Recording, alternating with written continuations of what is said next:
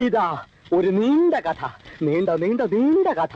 ദാ പിടിച്ചോ, ദാ പിടിച്ചോ. ഒരച്ഛൻ, ഒരമ്മ, ഒരു കൊച്ചു കുടുംബം, സംതൃപ്തമായ കുടുംബം, നിശ്ചലമായ നിശ.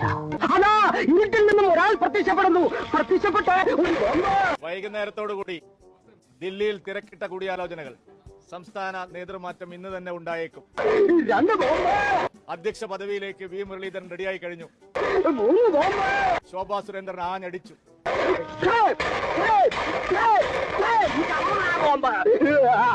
കൃഷ്ണദാസും എം ടി രമേശും സന്ദർഭം നോക്കി ആഞ്ഞടിച്ചു. ഭീമനും യുധിഷ്ഠിരനും ബീഡി വലിച്ചു. സീതയുടെ മാറുപിളർന്ന് രക്തം കുടിച്ചു ദുര്യോധനൻ. ഗുരുവായൂരപ്പന് ജലദോഷമായിരുന്നു അന്ന്. അമ്പലത്തിന്റെ അകാൽ വിളക്കുകൾ തെളിയുന്ന സന്ധ്യയിൽ അവൾ അവനോട് ചോദിച്ചു,